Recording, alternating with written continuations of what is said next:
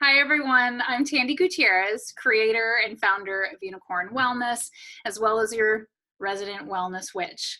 UnicornWellnessStudio.com is an online-based wellness center anchored in 30-minute mat workouts, a monthly guided meditation, new and full moon tarot readings, all based and written in a 4-week cycle format in accordance to the lunar cycles and the current astrology. Our community is filled with incredible souls sharing their personal magic in all kinds of ways. And each month, I feature a unique unicorn and share their story, why they get on the mat in meditation and in tarot on a regular weekly basis.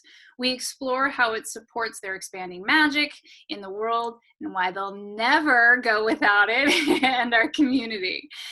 Please meet Rowan K. Ching. Hi, Rowan. Hi, Tandy. Hey, I'm so happy to have you today.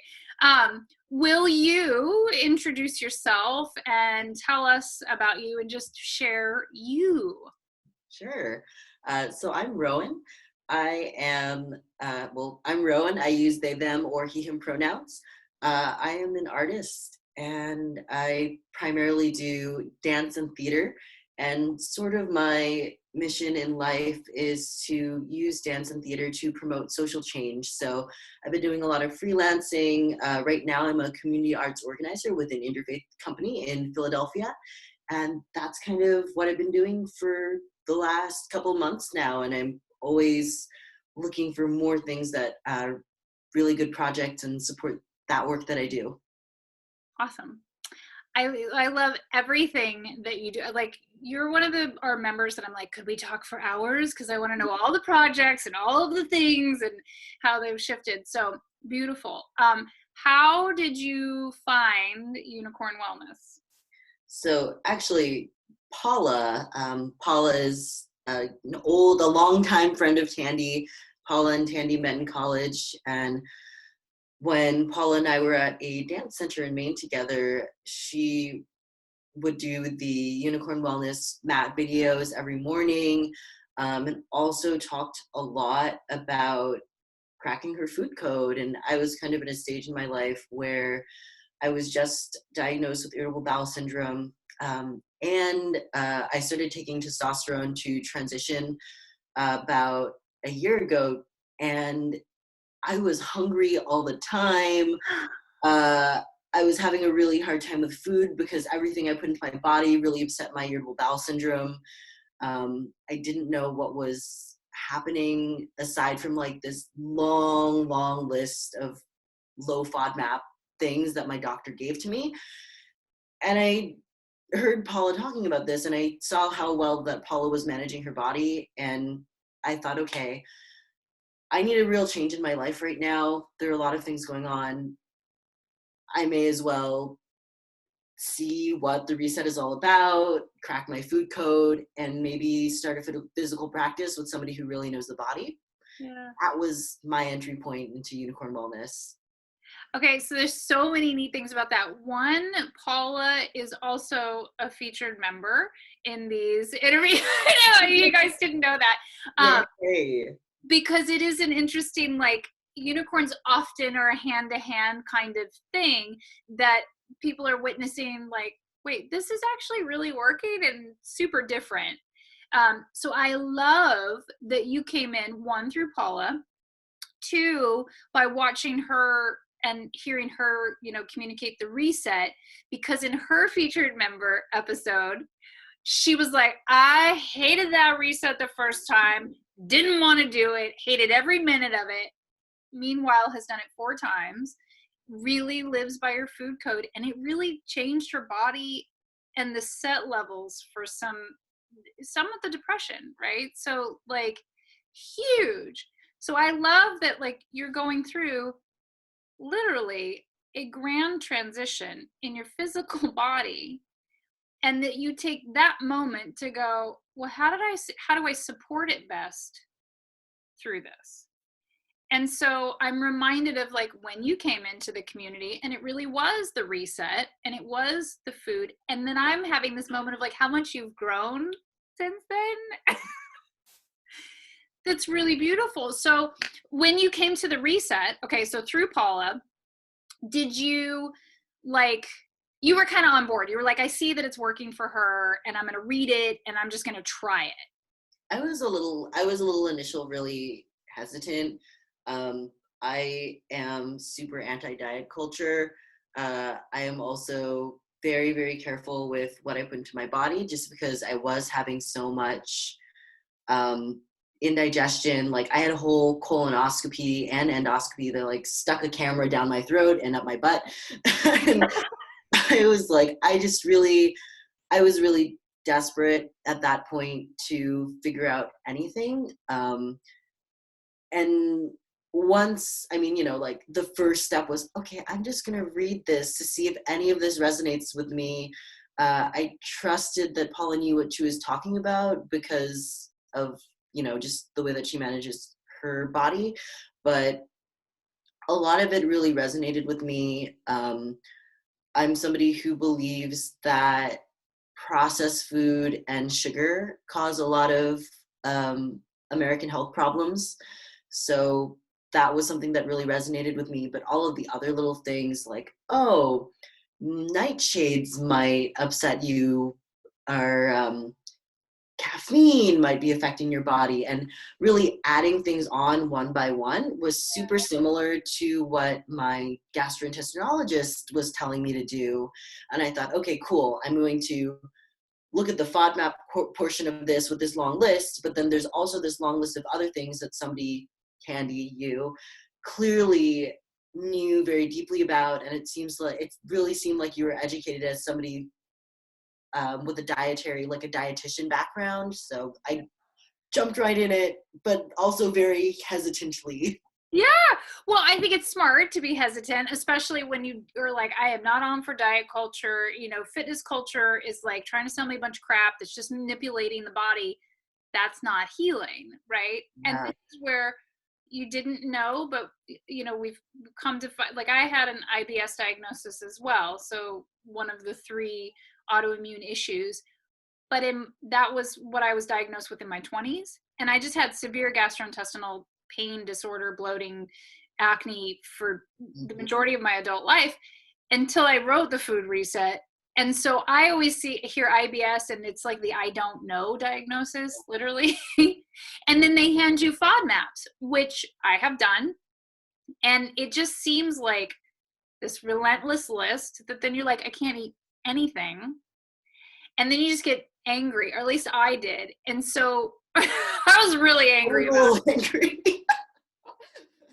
And I just thought, this is baloney, because the body is built to heal and thrive. And I totally value science because the reset's based on science, but this combo and like the perspective of it. So I love that you like side-eyed it a little bit, but then went, well, there's an overlay here with what my doctors are saying.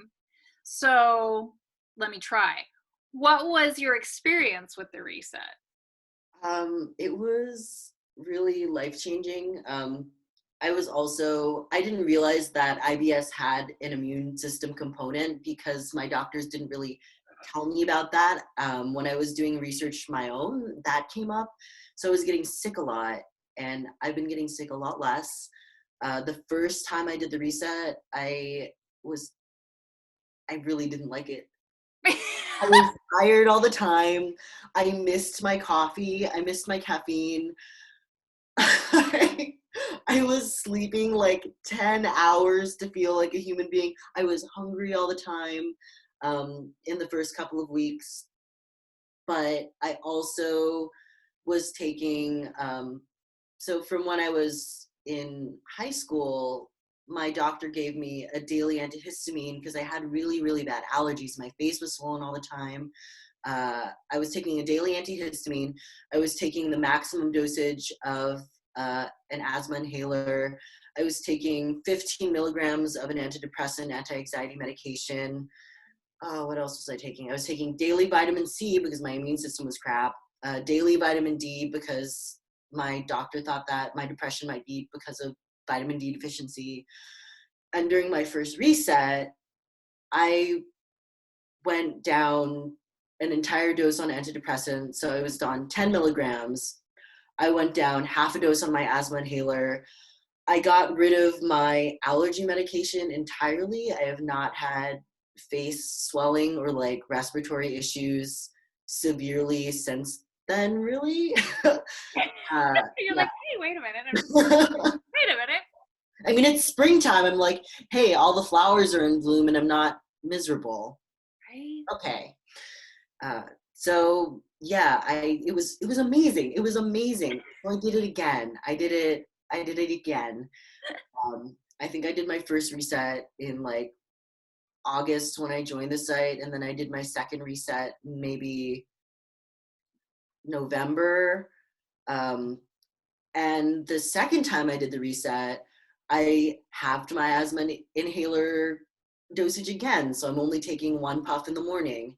Um, I got another dose lower on my antidepressants. So I went from 15 milligrams to 10 milligrams to 5 milligrams. Yeah. I didn't know that. Yeah, it was really, that's why I keep doing this, Tandy. Right. After the reset, I was like, okay, she knows what she's talking about. Let's keep doing these things because um, I've never felt better in my life. And, you know, it's definitely a privilege that I'm able to take the time to nourish myself and cook every single week. These batch cooking, I was totally resistant to that too. That was really difficult. Now I do it every week. It's a no-brainer. I go to the grocery store, buy like the foods that are in my food codes. I cook once a week and I eat it throughout the week, and it makes my whole life so much easier, really. Yeah. I love hearing it. I love, okay, asking, well, we're kind of in that same, space of like, what were your resistances, to unicorn wellness, or like, what were you pushing off? And I love the transformation of people resisting the reset because it's food, because it's emotional, because it looks hard. Y'all do the whole 30. I don't know what's hard about the reset, but then on the other side of things where it's, especially with Paul, she's like, I hate it. I hated every minute of it, but it made so many transitions. And look how powerful, I mean, literal physical transitions of taking down the anti-anxiety, taking out the allergy, taking down your asthma. I didn't know you went down on the asthma inhaler a second time, or your antidepressants. I mean, that's huge. That's the goods. That's why I wrote it, because nobody had a process for me. And I had an autoimmune system that people kept handing me antidepressants for. And I was like, yeah, I have some of that. I do. But that's not the main issue.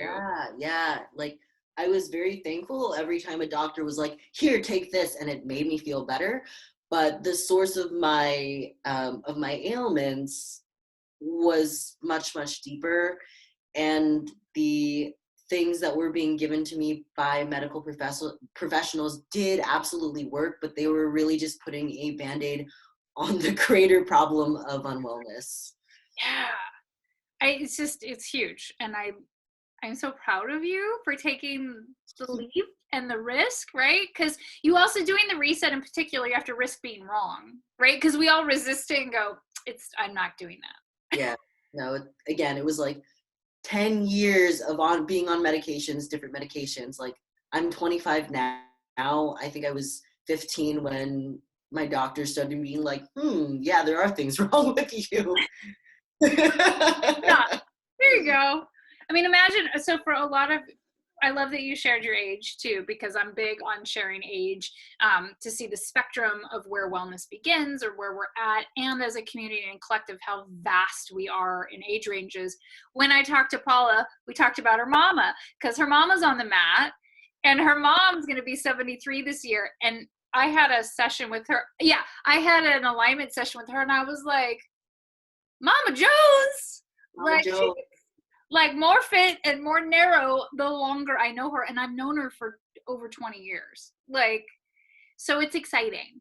Um, and I look at it and I go, when I was 23 was really when I started acknowledging the issues that I had and engaging with any practitioner and doctor I could get my hands on.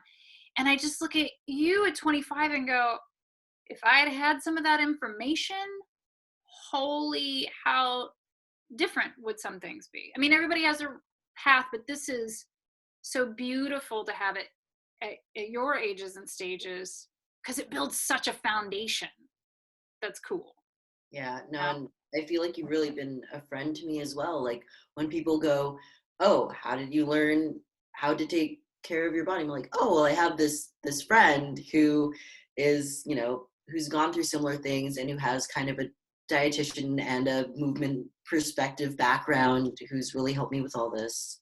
So, Yeah. thank you. Yeah. Well, that's the other piece of it, is like you members come in as strangers, but I'm not some like behind the wall person. Like I am genuinely invested in your wellness, and we are genuine friends, right? Like always. And that it is kind of the magic of this to have that potential and that realness out of it. Will Yeah. you share more about like how does Oh, the resistance. yeah. So much of that. I was like, yeah, I was like, okay, who's this whole tarot thing? I was like, okay, I'm not. I think that tarot cards. I used to think that tarot cards were very pretty, and they definitely have like a meditative purpose to them. But it never was something where it's like, I am going to watch a weekly tarot forecast, or the meditation and the tarot things were sort of supplemental. Like I was really there. First, I was there for the reset, and I so I have a dance background. I went to college for dance. I've been dancing since I was 13. It's a big part of my life, and I was like, okay, fitness, I need to, I get on the mat every day now. But before I was like, I don't know. I don't really trust a lot of people with telling me how to move my body. I'll like try this for a couple of weeks. Really, I thought maybe I would do the reset and then leave the site. But I stayed because the mat work is really powerful. Um, and you do know everything. Like you're saying the anatomical terms, and I know these because I was the TA for the anatomy class in college. You are, yeah, I can sing praises about your mat work, but yeah, I was initially like, I don't know who's telling me what to do with my body. I don't know if I trust this. And now I'm totally on board. The tarot, I was like, I don't know about this. The meditation, like I was not really doing the meditation because I have my own meditation practice. I am Buddhist, so I do a seated meditation every morning.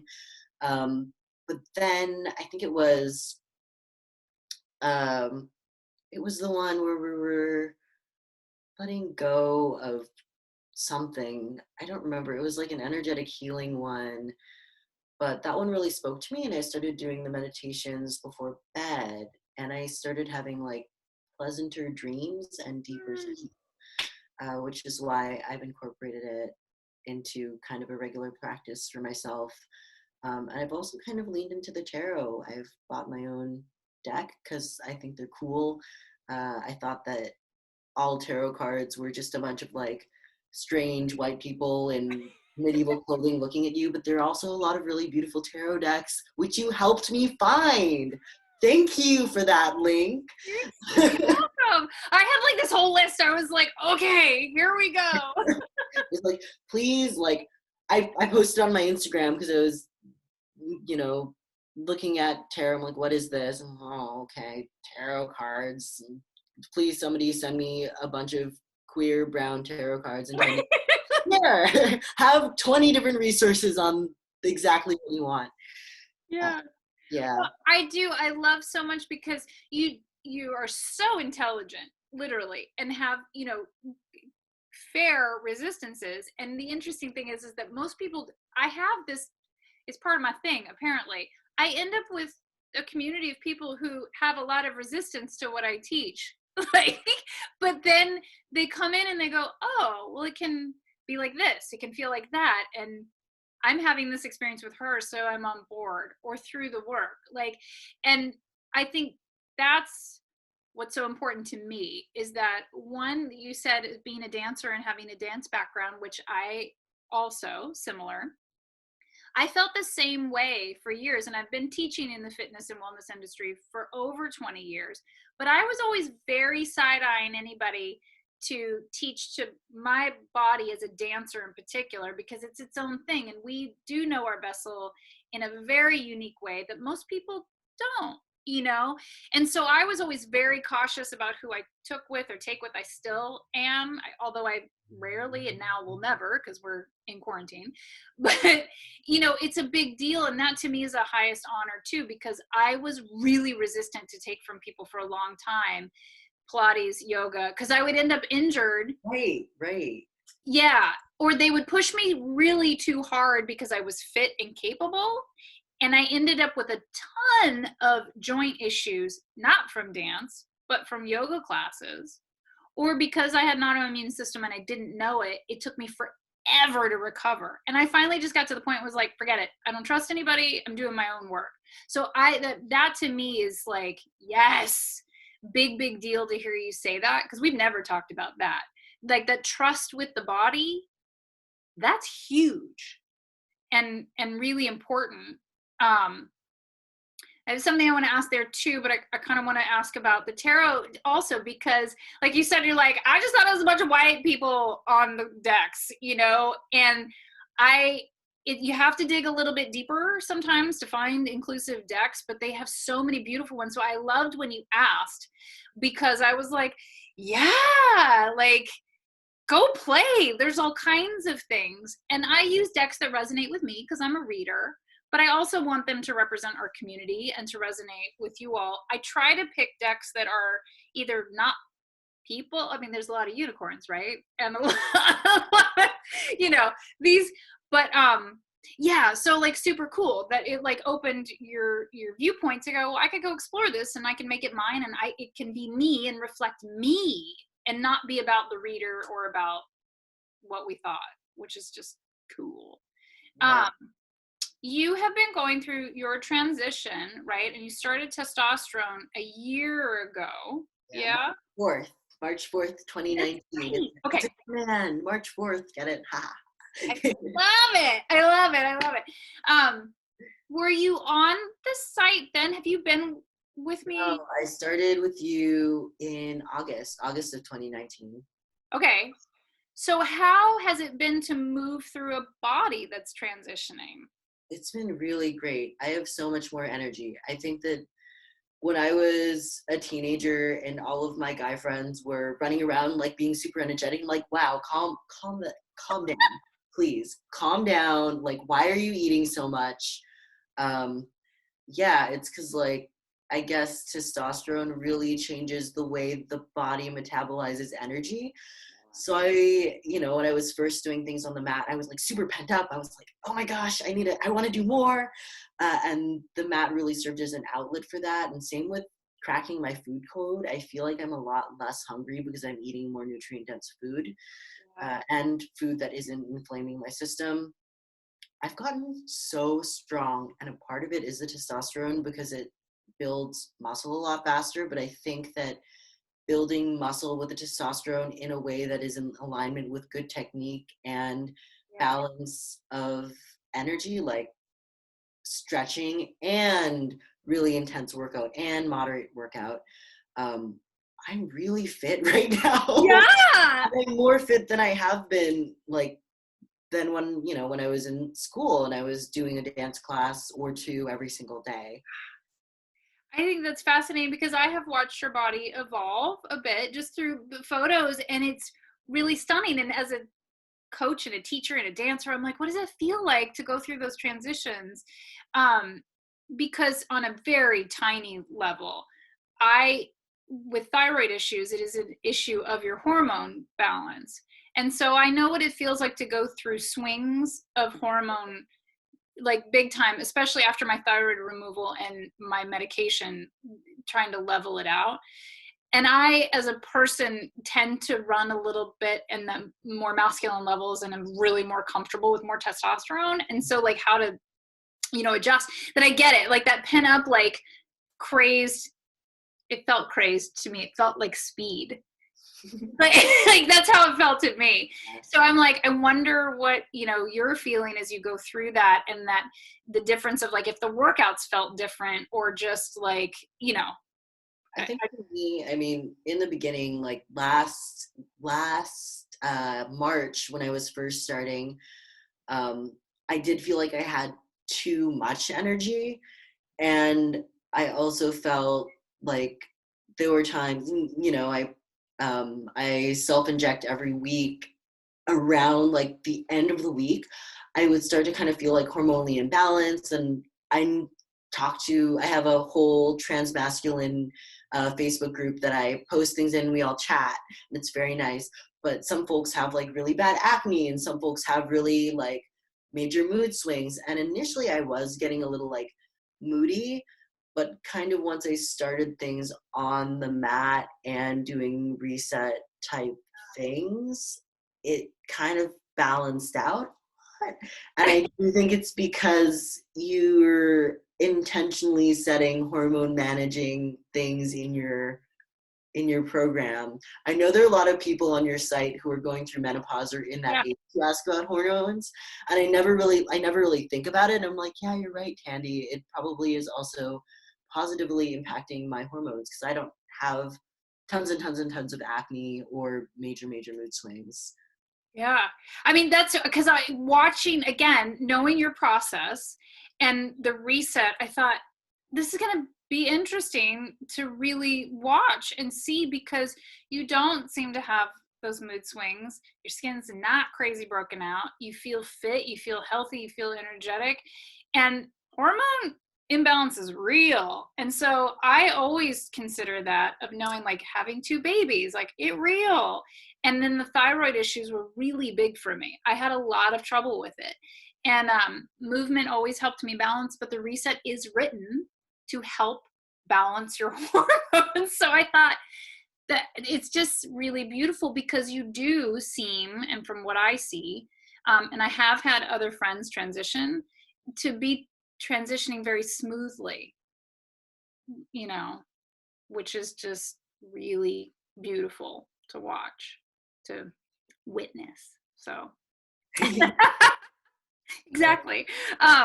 So okay, so the mat, the reset and meditation. Is there anything that you want to share about the meditation, because you come from a really strong meditation background of Buddhism, and then you were like, nah, I don't really need that because Yeah, I do this. yeah, no, I like it. I mean, I think some of your meditations are different. I do feel a lot of times like the Reiki healing, like that's really cool. I've had Reiki done a couple of times before, and I didn't realize that you could do Reiki by proxy, and I didn't realize that your meditations were all Reiki by proxy until I was like, these meditations feel really different. It kind of feels like, I don't know, like Reiki or something like that. And then I went back and I listened to your videos. I'm like, oh, it's because it is. Um, there are a couple of times when I was a little skeptic about the meditation where I felt like, oh, I don't really like it when you use like the term like, oh, Wishy Tai Chi. And I was able to have that conversation with you because I trust you. And that's really important for me. Like having somebody who's engaging with a spiritual practice. And there's so much cultural appropriation, especially of um, Asian traditions, that being like nobody's perfect, but I think that you really genuinely try to listen and make sure that your spiritual practices, be it like not encouraging people to burn things that are not sage or Palo Santo, like encouraging people to meditate with things that are really sustainable and draw from their own cultural traditions, makes me more receptive and more open to practicing.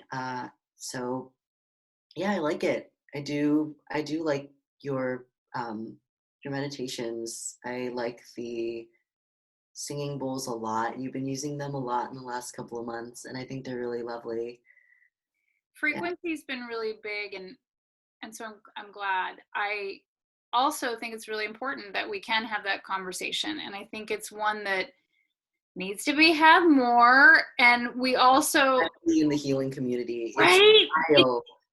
It's big. And I appreciate you like just asking or saying like, I wasn't so good with that. And I was like, I get it. I totally get it. Meanwhile, as a channel, it's weird sometimes because I'm trying to find words to communicate energies. As a clairsentient, that's a weird one too, because we feel things and then we're trying to verbalize them, which don't go hand in hand. And I'm learning as I go also because I'm human, number one. Two, there's so many layers of things, right? Of my last name is Gutierrez. It's my married name. It's not my blood name. I grew up as a white girl in Oklahoma, but come to find out in my 30s, my grandmother's full-blood Choctaw Indian, so it's like this mishmash of who are we? How do we honor it?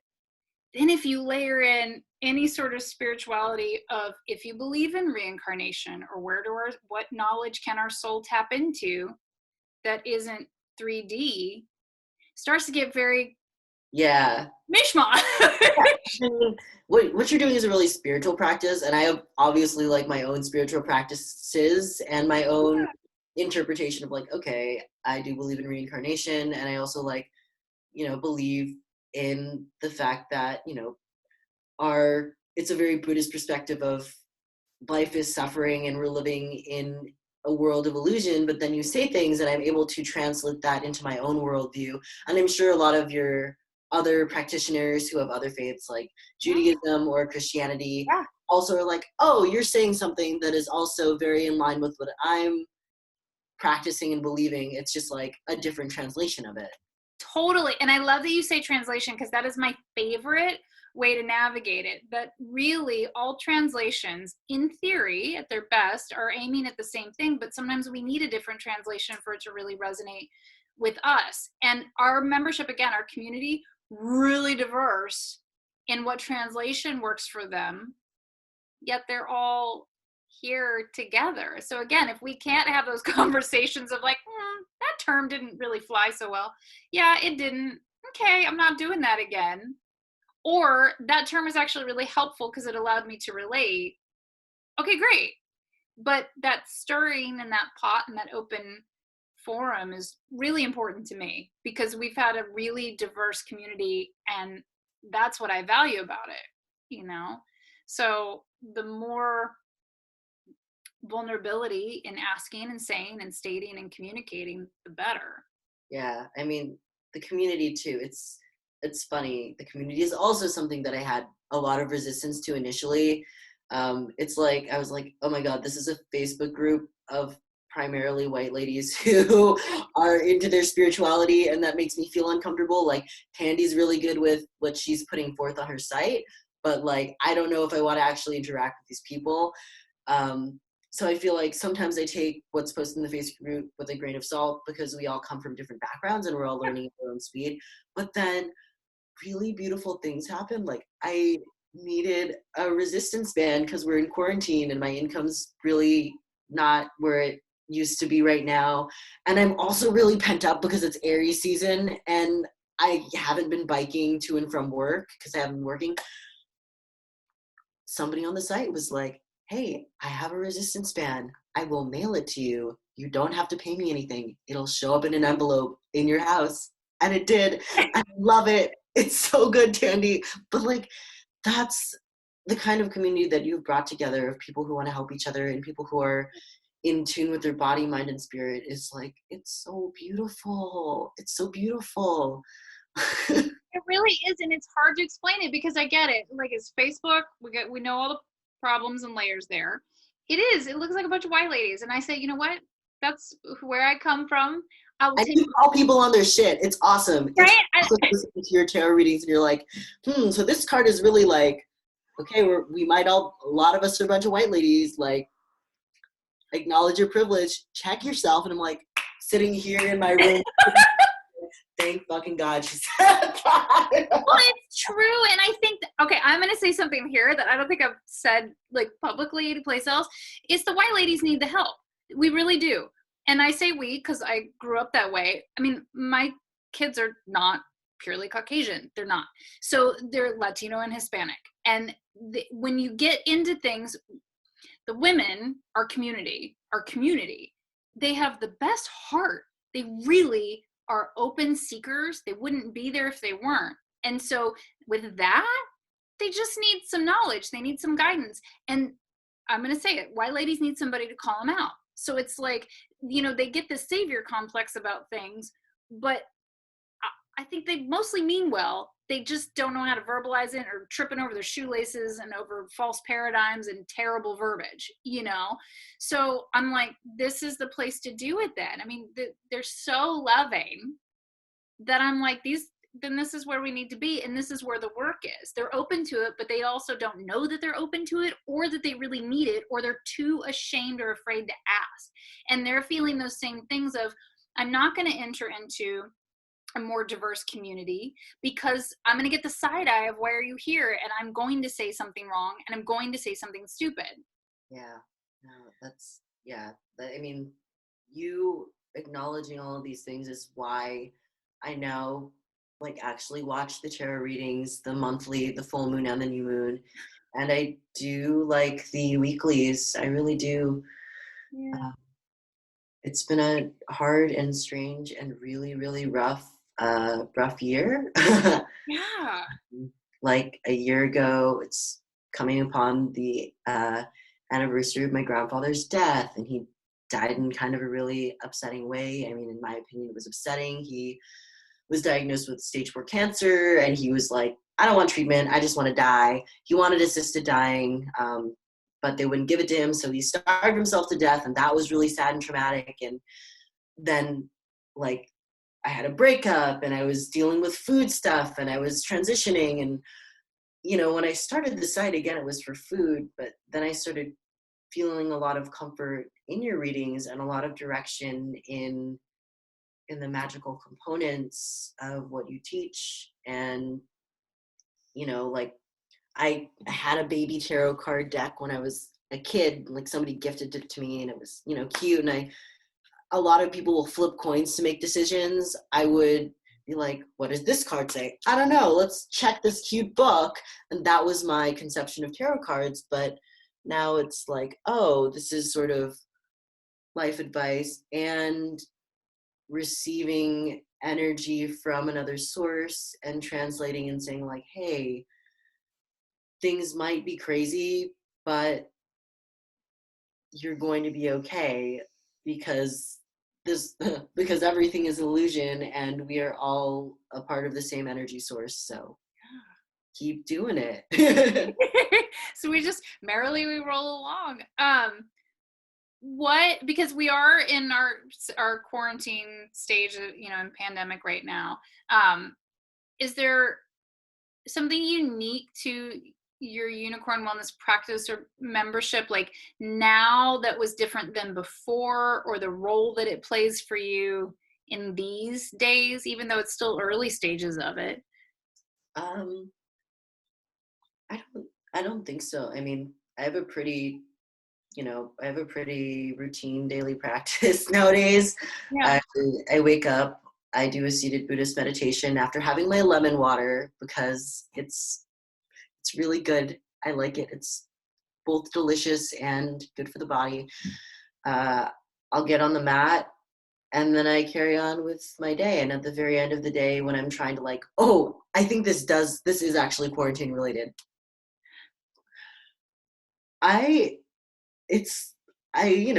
Anxiety, this is the time, pressing play on the meditation as I fall asleep is really nice. This month in April, we've been doing the singing bowl. And most of the meditation months, I will listen and I'll go through, and you're like, okay, now focus on this part of your body and release. And I'm like, okay, yeah, I'll do this. Something about this month just puts me straight out. I just pass out. I fall asleep completely. Because my youngest son, he calls he's 8, but he calls the singing bowls. He goes, I think they're sleeping spells. Because we use them in our family meditation. She goes, they're sleeping spells. I'm like, okay. But it's the last 2 months we've used the root chakra bowl, and on purpose, because of everything that's going on, we need to feel secure and stable. And there was comment this month too on this meditation, well, in April. I'm like, what month are we in? I don't even know. That they couldn't hear me and my talking through as much as before, right? And that all they could hear was the frequency bowl. And I thought that was really interesting because it's in the same space, in the same place, like nothing has changed. The camera's the same, the mic's the same, it's all the same. And I felt like, well, we just needed to hear that stability frequency. That's it. I mean, I had words, but who cares if you can hear them or not? Because it's just a bit like a security lullaby kind of thing. So I love that you're using it to fall asleep to. Yeah, I think it helps with the stress. Sometimes when I'm too stressed out from things, I have a hard time falling asleep, and it's been no problem in April. I'm also doing magical mentoring, which is, I think, really been helpful during quarantine. Like, you did a reading for me that talked about maybe not getting into petty arguments, and I live in a house of 7 different people, and we're all like trying to social distance and stay sane. And that was like, a reminder to me to just check myself and see where I'm speaking up for myself and where I'm just irrationally upset because we're all stressed out. Yeah, like where we're human. Well, that was my last little note, that if we had time to get to, was a little insight on magical mentoring, because magical mentoring is clearly not required. It's small group coaching with me. And how is that different than your membership? Kind of what, because we're still in the middle of it too. How is that resonating and adding to things? Or just what would you like to share about magical mentoring? I decided to do magical mentoring with you because I was at a crossroad in my life where I was, since I started transitioning last March, my voice has been changing. I haven't been able to audition for as many roles because I haven't really auditioned for anything, honestly, because my voice has been changing. And also because a lot of roles call for like men or women, and I don't really pass as either right now. I don't necessarily identify as either. I lean more masculine, like more of a guy, but anyway, gender politics aside, I was feeling like I need a stable source of income. I don't know if I should go to graduate school for acupuncture or acting or dance or get a performance theory degree. And how do I sustain myself while also balancing my finances and my health? We talk, my goal for magical mentoring is to really balance my health, wealth, and joy. And that's been going along really well. But yeah, in the first week, I got answers about acupuncture school really loud in the tarot cards. And it's not all tarot. Like, the process of magical mentoring, it's really mentoring. I was really here for mentoring. I'm like, hey, Tandy, you're a really great life coach. You really helped me with my food situation, and you really helped me with my body situation. I trust you. Let's go with this mentoring. So, like, there's a journaling component. I'm supposed to like journal my fears this month, which I haven't gotten to, but I will. Before the call, don't worry. The journaling is really helpful. There's prayer offerings where you say, yeah, you might want to say this each week, like, I trust in abundance. And that's been really grounding when I'm like, financially, I don't know what's happening. There are things that are really magical, practical, like, hey, celebrate the equinox with an altar. That was really fun. That was also really special because it made the day feel special, and it made me really feel like I am living in tune with the seasons and ushering in abundance. Yeah. I love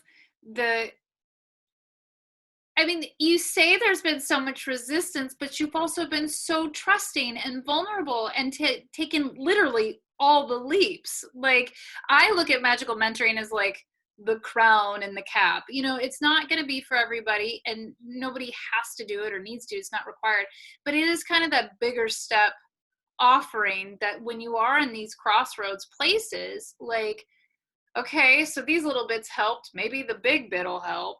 And I just look at your growth even to now, and I see it.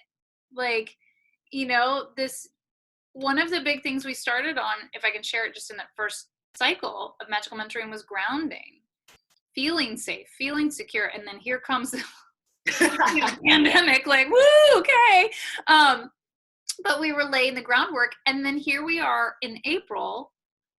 You're so literally very calm, very stable about it, and you were taking action. It was interesting. I haven't said this to you yet because we haven't had our one-on-one call for magical mentoring, but you were taking action on things I was sending you a reading for, like almost in like the same time. Yeah. Like I hit send in my email talking to you about like, hey, I need to find an actual job. Only to have you send me the reading for this month being like, hey, take account your finances and like do what you need to do, but also take care of yourself. And I was like, okay, Tandy. That was a little extra woo. I was like, okay. It was like you hit send and I hit send. And I think that I had offered a different question than what you'd originally said. Cause I was like, I actually think you kind of need to be here just because of the world right now.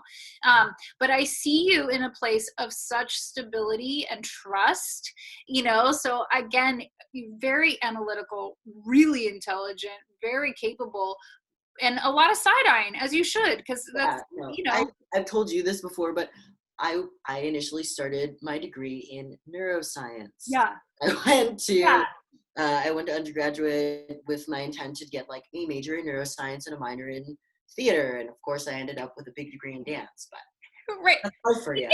Like, not the neuroscience part, but you're, you know, analytically, you know, your cerebral capacity is really grand, genuinely. And to have that discernment, right, to make a judgment, because judgment's how we make decisions, and that you're like, well, I'm going to make this decision with a little bit of like, I'm going to see if it's going to come through. Meanwhile, so much trust, so much vulnerability in it. Like, I'm going to try it because it resonates well. Like, it's just you are a beautiful person, and I'm really grateful that you have trusted Unicorn Wellness and me and taken that leap into magical mentoring. I just think it's like, it's so fun to hold space for and to watch. I mean, to be quite honest, I'm like proud mama bear over here. Yeah, no, I think because I'm such a practical person, the fact that I would say a good 50% of the things that you do on your site are rooted in the practical, and like my analytical mind is like, check, check, check, check, check. Then I'm open to the magical. And when the magical does happen, I'm like, oh, I have no idea why this is working. And I am actually okay with that. That's probably my favorite of all time, because it's like, it don't matter. You know, it's like if it, yeah, just that. I mean, because I'm the same way. I want to check the practical boxes. I want there to be some good, some expertise, some realness, some facts, and some science there. But when those boxes have been checked, and there's that security of like, okay, you're real, it does allow you to trust and to try and to go, actually, that feels extra good now that I have both of these sides to things. So beautiful. Rowan, I love you so much. I'm so grateful that you took your time to share with us. I really am grateful for you being you in the world. And so if there's anything else you want to add, well, yeah, I actually did want to add one thing that came to mind is in a lot of the things that you have to offer, you talk about the divine feminine and the divine masculine. And that's another thing that initially I was like very side-eyeing of, but something that's really helped me as a trans person stay on this site is the fact that you're always saying like, this has nothing to do about gender. Right now we're talking about archetypes. Right now we're talking about the traditional narrative that has been stated about like the divine mother, and bringing it away from like, it's not your mother, it's but that is something I feel is really unique to unicorn wellness, and even makes me feel better about, it's a unicorn, it's pink, and I'm not like a unicorn pink kind of guy, or I've never really, those are things that I strayed away from when I was a child, but now I'm really like, cool, I'm embracing my divine feminine as a trans masculine person, and I'm like, yeah, unicorn, I'm a unicorn. I love it. Well, I mean, again, like high praise, because I share some side eye too with it. The unicorn wellness name was not my choosing. It was gifted. And I really was like, are you kidding me? Like, that's the name I got to run with.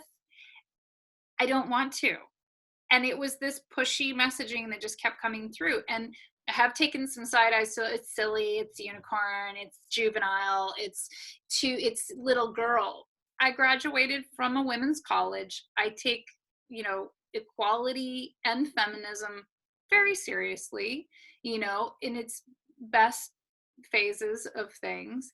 And I take inclusivity very seriously, and know that I need more words and better practice at it, but I need to be vulnerable and be able to mess up with it. And I have an inordinate amount of people in my life who have transitioned, I think, compared to other people.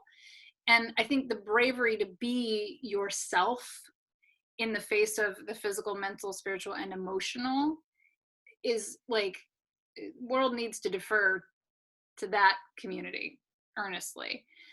So anything, like the name itself, I didn't pick it, it chose me. And I chose it for the symbolism, or kept it and went with it, because it is about, true healing, hope, and infinite potential. That if we lose those things, we really lose as humans, knowing that we're souls and we're not skin. So although it's really silly, I mean, that's also me. Like, I'm really silly and I want to keep it fun. It's got a lot of roots to it. And the pink is, that's the heart chakra.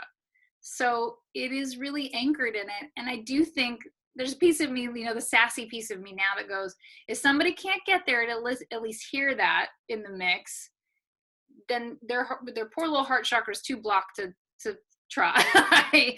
And that's not my work then, so I aim to be inclusive, but also knowing that part of my journey is to teach the divine feminine. But we all have those things, and even as a female in a gender full body, I carry a lot of masculine energy.